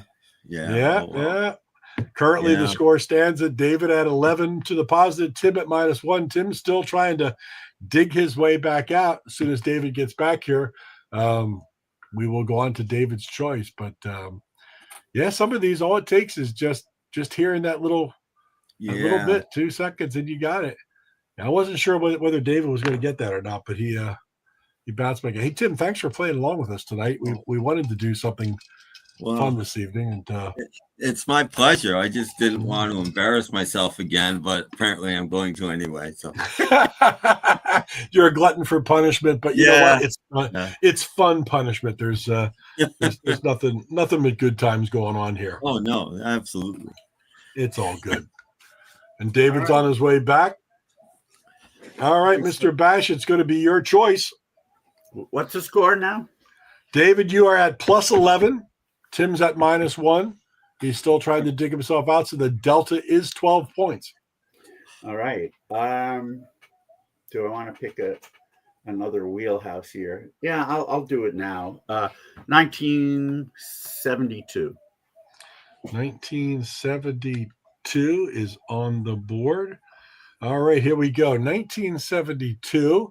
Let me just get back to where I got to be to play the tracks here, which is kind of, this is why this took me so much effort to do this, put this together. But here we go. 1972, chart position number 34. Okay. That's not too bad. Here is the clue. This soul song, released in May of 1972 on United Artists, peaked at number 2 on Billboard's Hot 100. It has also been featured in the 1997 film The Ice Storm, in the 2018 film Black Klansman, and episode number 5 of the series Daisy Jones and the Six. Well, I did see that series. Give me the clues once more. Yes, indeed. This soul song, released in May 1972 on United Artists, peaked at number 2 on Billboard Hot 100. It has also been featured in the 1997 film The Ice Storm, the 2018 film Black Klansman, and episode number 5 of the series Daisy Jones and the Six. Damn, I'm trying to remember something on United Artists from 1972, and you said it was released in May? May of 72, chart position number 34. That means it probably would have peaked in like July, but United Artists, geez. This is the way David figures these things out, and then boom, he hits you. I might, but I won't take too long in this game. If I can't figure it out shortly, I'll just forget it. Damn, United Artists, July or August. A couple of songs are coming to mind, but they're not right because they're not on that label. Soul song number. What was the final position? 34. 34. 34. So that's a big one. Yep. No, I can't get it from the clue. I'll just say, but I'll say I can name it in 3 seconds. 3 seconds. 3 seconds, 3 points. Tim, can you beat him? No. No, Tim's not going to try. No. David, here you go. 1972 chart position number 34. You get 3 seconds starting now. How did I not know this? God. That's one of my favorite songs of the year, and I just found out. I just didn't. It didn't for some reason. There are a lot of things about this group. When I first heard their hit from the year before, I thought they were white. I was very surprised because the guy kind of has a reedy voice. He doesn't have a smooth one. Yep. I thought it. I mean, it was kind of a Jim Croce-like voice, in other words. But it's Too Late to Turn Back Now by Cornelius Brothers and Sister Rose. There you go. 3 more points. Let me hear 1 second of it and see if I 1 second. Here we go. 1 second. Possibly. The drums, I don't remember the drum beat intro, but I certainly remember the strings. So here's all 5 seconds of it.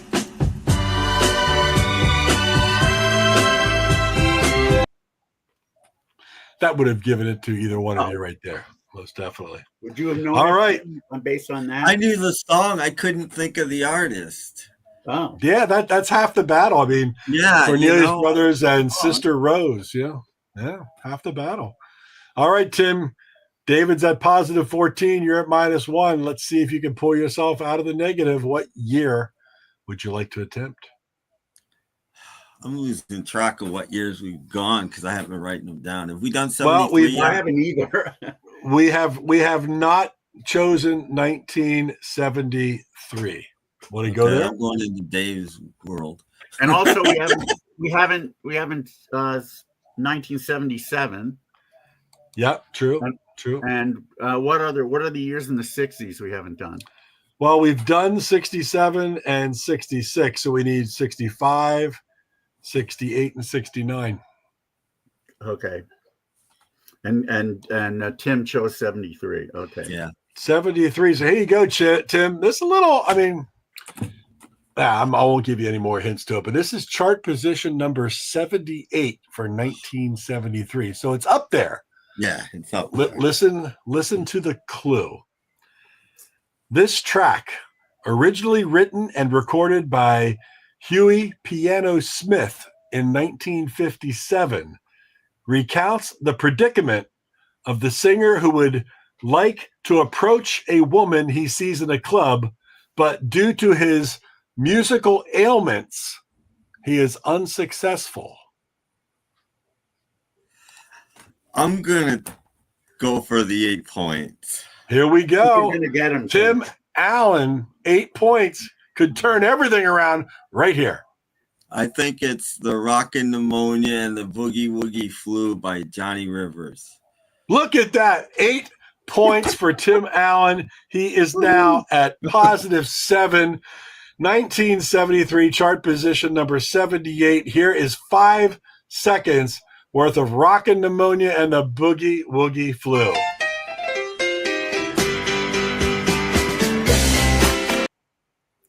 I was so hoping he didn't know it because I did. Oh, I was as soon as you said Huey Piano Smith and the Clowns, I pretty much knew it. Yeah. Nice. I did too. Nice. That there we go. We got everybody chiming in. Ding, ding, ding. Yay, Tim. Wow. Very nice. All right. Well, David, there is a comeback by Tim right there. I see that. And it's now the score now stands. David Bash 14, Tim at 7. Everything has turned around. What year are you going to go to, David? Well, I'll continue to. I'll give Tim another break here. I'll go with 1965, where I probably have no clue, but no, I might have a clue. No, you will have one clue. All right, here we go. 1965, the chart position you're looking at is chart position number 45. In 1965, here is the clue. An R&B song originally by Willie Dixon. This artist took an approach that manages to intersect with swamp rock, white soul, and garage punk, and neatly wraps it up in 3 minutes, so potent that it shot to the top 10 on Billboard, peaking at number 7 on July 2nd, 1965. One more time? Yep. R&B song originally written by Willie Dixon. This artist took an approach that manages to intersect swamp rock, white soul, and garage punk, and neatly wraps it up in 3 minutes, so potent that it shot to the top 10 on Billboard, peaking at number 7, July 2nd, 1965. I have a guess, but I can't take a chance on losing 8 points because I don't know how potent this song, the one I'm thinking of, was. Yeah, that's true. Humming up popular songs. Humming. Also, Dusty, I'm the one who's winning right now. I'm getting no also. Tim is the also until he passes me. Then I'm the also. Let me see. I'll Be Seeing You by Irving Berlin. No. Let's see. I don't want to take a chance on the. I don't want to take a chance on the 8 points. Because that would put you 1 under, Tim, if you did that and got it wrong. Do I have to say I can name the tune in any notes? No, you can say I don't want to play it. Tim can say he can name it and whatever, and if he gets it, he gets the points, or he doesn't. Or he loses points. Yeah, or he loses points. It's up to him. He can also I'm choose. just teasing too, Dusty. Yeah. Yeah, I just don't. The one I'm thinking of, I just don't think is potent enough. And watch, it'll be that song. But Yeah, I'm not going to take any chances on this one. Tim, do you want to give it a shot?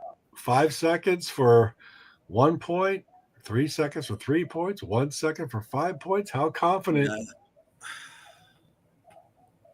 Yeah. Well, I'm either going to know it or I don't know it right now. 3 seconds. 3 seconds for 3 points? All right. 3 seconds for 3 points. Positive or negative 3 points. Here it is, 1965, chart position number 45. Here is your 3 seconds. Oh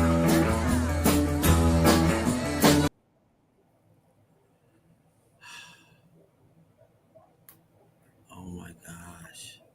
Hear it one more time? Yeah. Here we please. go. Here we go.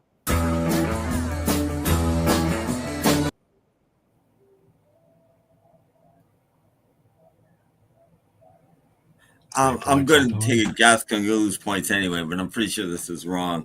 I'm going to say Land of a Thousand Dances by Cannibal and the Headhunters. It is not. So Tim drops 3 more points down to 4. Here is the full 5-second clip.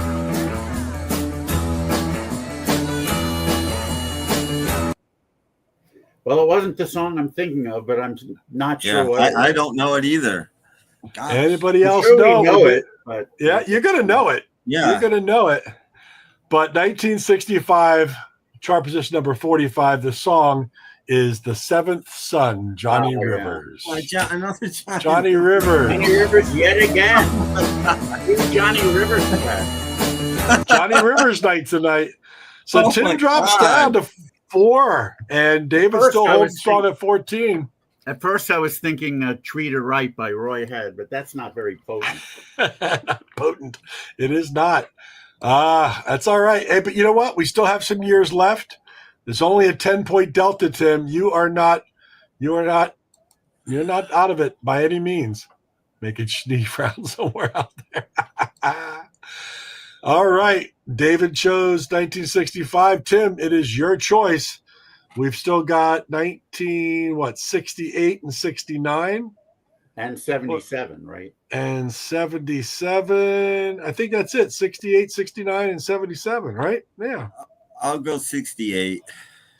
All right. 1968. Let me get around here to get to the right year. Here we go. This chart position in 1968 is a big one. Chart number 73 for the year. Here is the clue.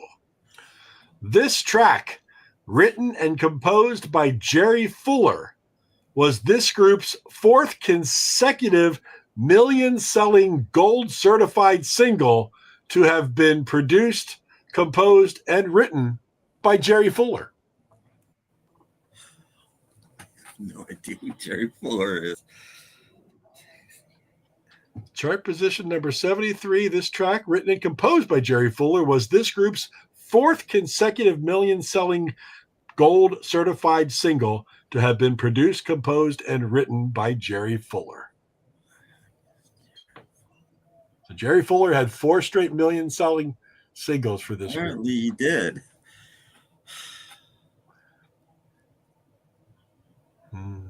Well, I clearly don't know it.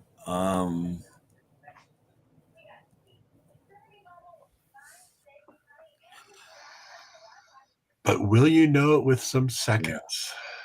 Yeah, exactly.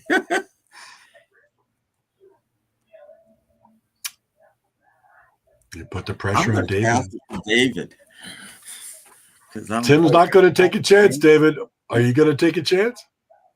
Not on the verbal clues. I don't know why I'm not remembering Jerry Fuller, but I'm not. Yeah, I'm glad of that. No, I've heard the name. You could pick up an easy point with 5 seconds, probably. You can make it more difficult on yourself. Do 2 or 3 seconds. What's the score? You're up 14-4 at this point. You are up by 10 with only 2 years left. All right, I'll take 2 seconds. 2 seconds. This could be 4 points right here. Here is your 2 seconds. Chart position number 73 in 1968. Listen closely. Oh. I know What is it? who the artist is. I think. Oh wait. This was 68, right? 1968. Want to hear it again? Yeah. Here we go.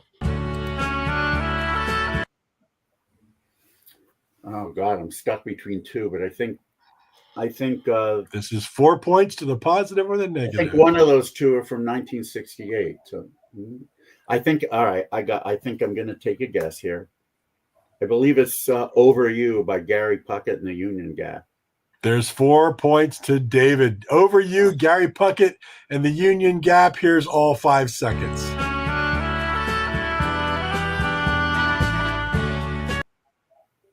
Yeah, and There you go. I'm glad I took that extra second because I don't think I'd have had it in one.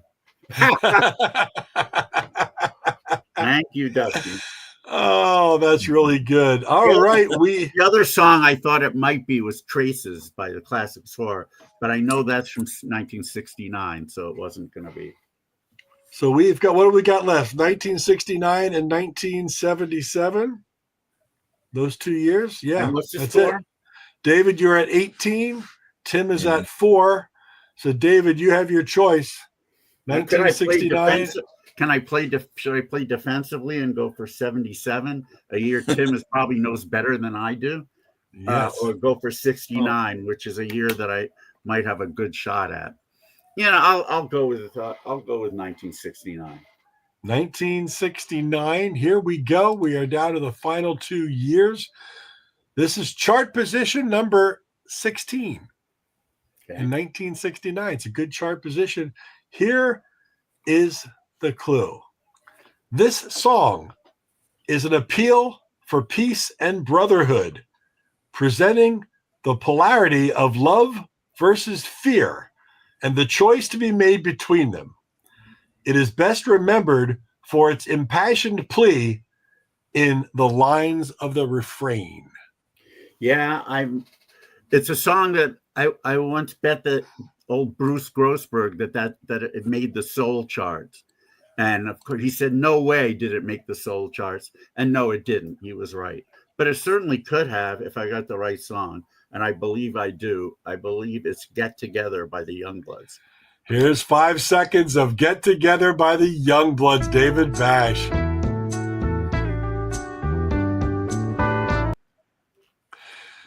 Doesn't even need the music. The first part 8 of the points. clue, the first part of the clue I thought gave it to me. And when you said the love and fear, I realized that was one of the lyrics. So. Right, exactly. The little clue you picked up in there from the lyrics. Well, Tim, we're down to the final year. Right now, the score stands at 26 for Mr. Bash. You do have 4. You stayed out of the negative. You're happy and proud. But here is the final year, Tim. It's going to be 1977. The chart position is number 10. Whoa. So you might jump in there and be a respectable scorer. Here is your clue. This song, and this is very apropos. I'm so glad I used this clue. This song, written by the wonderful Peter Yarrow, rest in peace. Peter Yarrow just died. Speaks about a love triangle. Reached number 1 on Billboard in February 1977. A love triangle. Written by Peter Yarrow of Peter, Paul, and Mary, who just passed away the other day. Okay, I think I know it for whatever it's worth. Tim, you're in big trouble if you don't know it. David might come out of the woodwork because he can go for the 8 points and still lose it and still win by a good margin. Yeah. So you got to say something, Tim. You got to at least say 5 seconds and make him do something. Well, no, I wasn't gonna pass it, but I don't know it. I don't even have a clue, to be honest. Written by Peter Yarrow, speaks about a love triangle.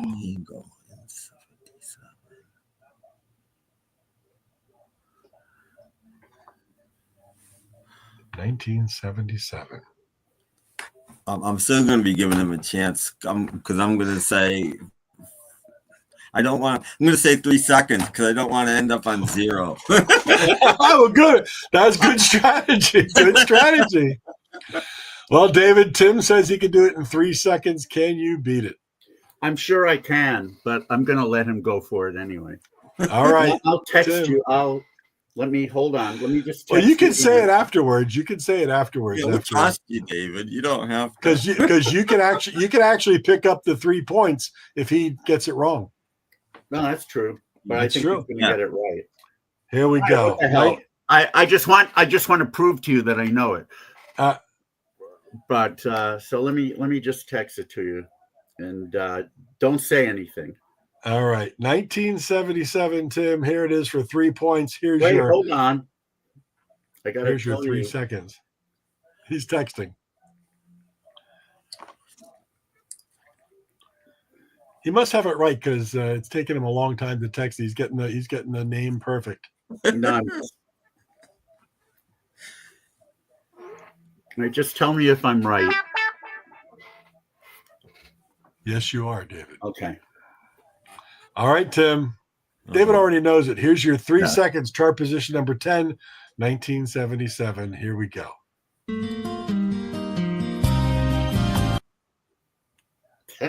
Oh, God. Who does it? You know the song. I'll give you a hint, Tim. This artist's name is illiterate. The initials are the same, both first and last name. Here it is again. Who is it? The other clue I'll give you is it's a female. Well, I know it's a female, and I know. Well, I'll tell you. Dusty says, "Dial a friend, call Schnee." The song is torn between 2 lovers. Who does it?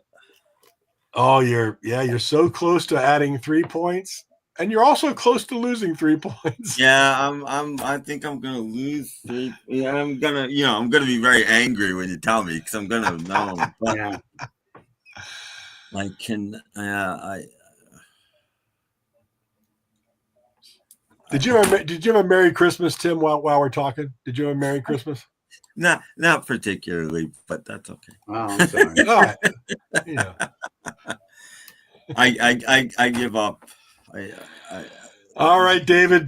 Tim lost 3 points. He did stay at +1, but you want to let him know that it is torn between 2 lovers by Mary McGregor. Mary McGregor. Yep. Yep. That's why I was wondering if you had a Merry Christmas. So yeah.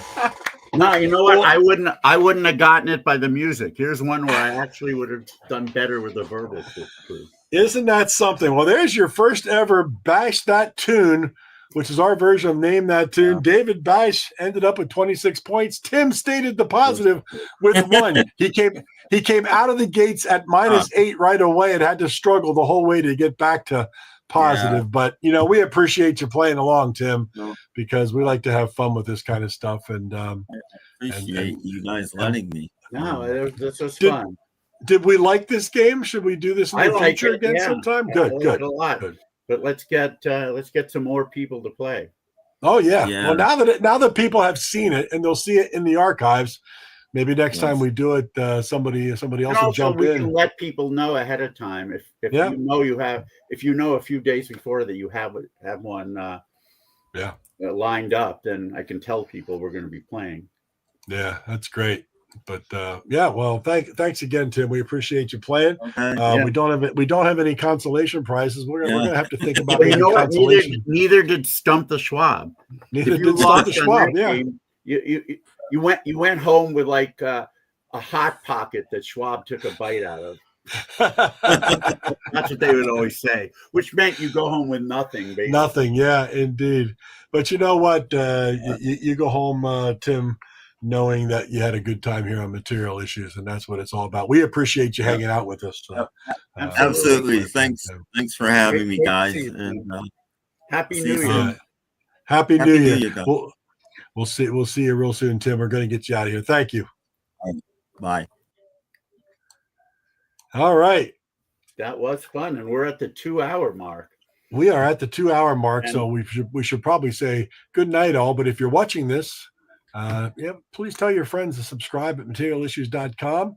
If you want to get involved, we'll mention when we're going to do it again down the road. If you want to get involved to play along live, do it. We'll have fun. There's you've already seen David just beat Tim badly, so you can't do too much worse.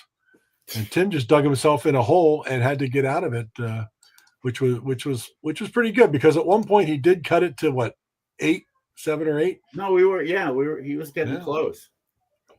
But a few things turned around. You don't know what chart position you're going to get when you pick the years. It's really random. I just do it because it looks fun and funny on those positions. And I put a lot of work into this. Yeah, you really did. Thank you so much for doing which is a lot of fun. I enjoyed it because I enjoy putting the stuff together, because I listen to these tracks that I haven't listened to in quite a long time, and I'm like, oh boy, that was a great track. Oh boy, that was a great track. Thank you, Dusty. Oh yeah, especially we haven't done much that included the last 5 years of the 70s, right, and 1980 for that matter. Had I had a little more time, I was going to throw in some rando years like 84, 88. And I would have not even. I wouldn't have even touched those years.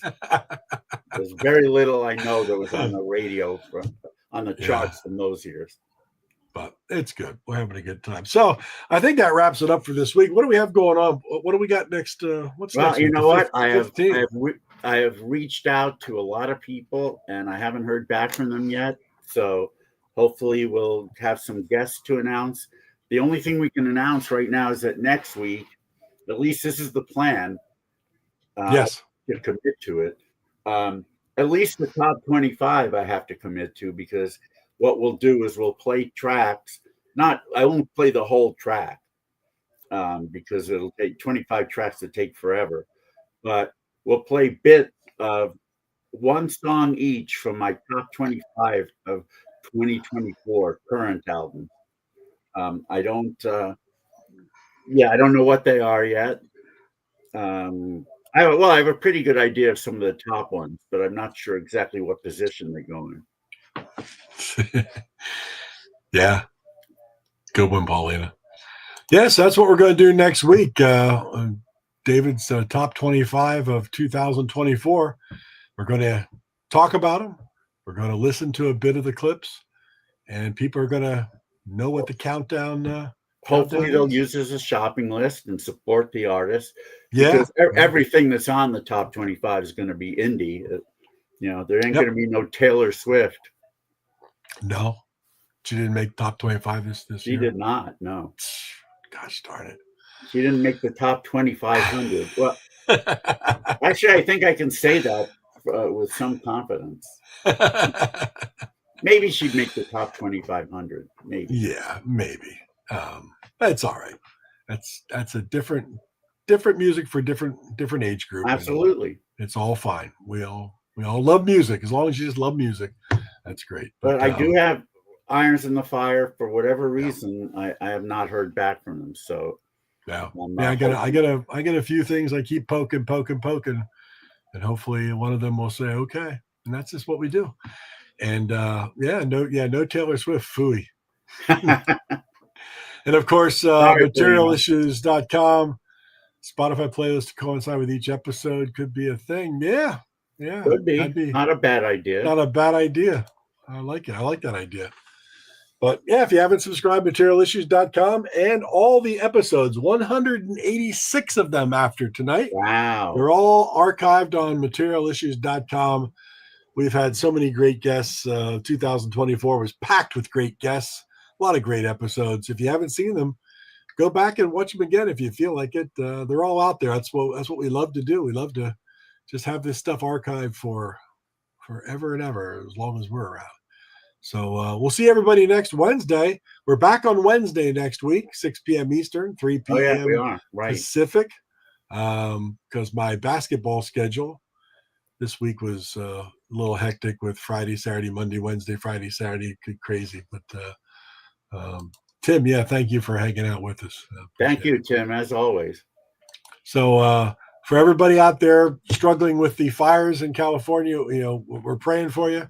We wish you the absolute best. Reach out for help if you need it. And we pray everything works out for everybody. Yeah, Pray these absolutely. fires are. It's just been terrible. I mean, yesterday I went to my back doctor in Beverly Hills, and you could see the plumes of smoke coming from all over the place. Yeah, not good. Not good at all. So we're praying for you. Hopefully this all resolves. It's got to be surreal. I mean, what could it be like knowing what your house looks like, seeing it just completely burnt down and all your possessions with it, Yeah, I don't know how you bounce back from that. I don't think. Yeah, I don't even. Don't even on that. Yeah. But everybody, we'll see you next Wednesday. It's been Material Issues, episode number 186. David, love to Rena. Love to Chaz. And love to all of you out there. Stay safe. Indeed. Good night, everybody. Good night.